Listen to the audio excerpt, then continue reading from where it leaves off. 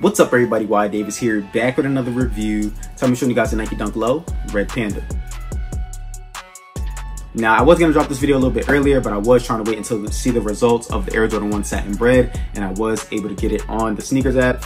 Retail Poppy will have that review for you guys a little bit earlier. So hopefully it gets here before that shoe actually drops, but let's get into it, guys. So this is the box right here, and these will retail at a price of $120. Now with that being said, these do not come out until October 27th, which is a few weeks away, but I believe the shoe should have came out a few weeks ago or even around this time, because it is like the beginning of fall, and by that time, you know, fall will kind of be not over, but you know what I mean, you might want to have these a little bit maybe before Halloween and going into, you know, Thanksgiving and whatnot. But anyway, this is the shoe right here, guys. Regular box. I did go with a size 9 on these. Once again, the retail on this is $120, and the current resale is going for about $160 to $170. Open up the top of the box here. I don't see it. Actually, I lied. I do see a stamp right here on the back half of the box right there. Normal tissue paper, and this is the shoe right here, guys. Now, you guys may be wondering why they're calling it a red panda, but if you guys look at this picture right here, it does actually look like a red panda, and I'll show you guys what it looks like right here. But this is the shoe right here, guys. Really dope, in my opinion. I like the materials used on this shoe. Even though we do get a price increase on these, I do see a lot of stitching errors and a little bit of glue stains, but what can you do about these things? You know what I mean? But let's get into it, guys. So on the bottom of the shoe here comes in this brown color. In the middle, it says Nike with the swoosh.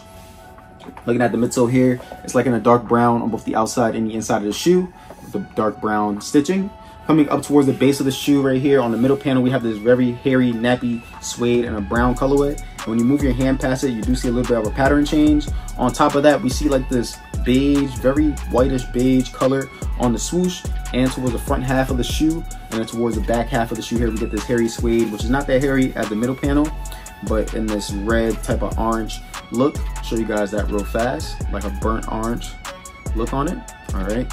Same thing on the inside of the shoe. What do you guys think about these? A copper drop for you guys. Let me know in the comments box below. But on the inside of the shoe, you get that same color scheme. At the toe box here, I don't know if these will crease up pretty easily because of the materials used on here and that hairy suede material. You know what I mean? I haven't really had a shoe like this, so I'm not really sure how it will crease up. Touching down on it though, I can't see any creases. But anyway, I have a code of whydavis on Crease Beats you can use and save yourself $5. All right, looking at the mudguard here, we get some more of this beige type of yellow material on it. From afar, you might think it may do like a 3M type of thing, but it doesn't have any 3M hits on it. All right, looking under that, we see the dark brown stitching, and then we see the not so deep toe stars creeping up from the bottom of the shoe.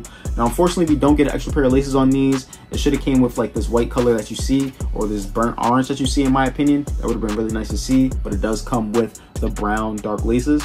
On the tongue here, it kind of comes in like a mesh knit material. Like when I feel on it, I don't know what kind of material this is exactly, but it kind of feels like a mesh knit. If you guys see what I'm talking about, I'm gonna show you guys right here. But at the top of the tongue, it says Nike in orange with the swoosh, and the background of that again is in like a burnt red / orange. On the inside of the tongue here, it just tells us where the shoe is from and everything like that. All right, and I had the tissue inserts on these. It does come with the tissue inserts. The sock lining on the shoe is like in a dark brown.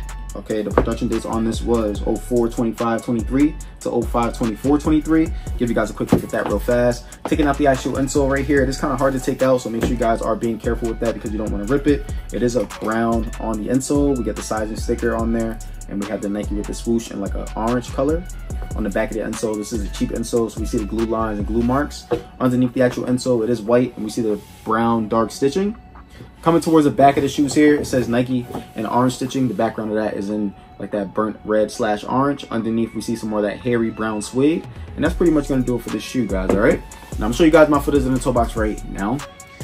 Okay, guys, so this is what they look like on feet. Pretty clean in my opinion. Now, I'm a true size 9. Let me get 9.5 in on my shoes. I did go true to size on these, and I will say that you can go true to size on these. But if you like to wear your shoes unlaced, you know, go true to size. Do not go up half a size because you will have a lot of slippage towards the back. Even with this size 9, I do have a lot of slippage on the back right here. And, you know, I feel like true to size is probably the way to go. Now, if you don't like to wear your shoes unlaced like myself and like wearing them tied up, if you want a better wearing experience in the front of the toe box because it is a little bit snug, go up half a size, but only if you like to wear your shoes tied up and not unlaced. Now I'm gonna show you guys my foot is in the toe box right here, so I'm wiggling around, but if you guys cannot tell, my big toe is right here, and I have a little bit of space in front of the toe box, nothing too crazy though, but I do feel this material on the outside and on the inside of my foot. As you guys can see when I'm touching here, you know, that is my foot on this material, so I don't really have a lot of room in the front of the toe box because the toe box on these are snug, but towards the back here is a little bit more loose and opening. So, you know, you can't go bigger than true to size, honestly, if you like to wear them unlaced, unless you just, you know, tie this part of the shoe tighter, but you have to readjust it, you know, throughout the whole day. So to avoid that, just go true to size. Other than that though, they feel really nice on feet, and I'm gonna show you guys what these are, some different pants options right now. Okay guys, so I hope you guys like this video. Make sure you guys like, comment, subscribe, show your boy some love, and stay tuned.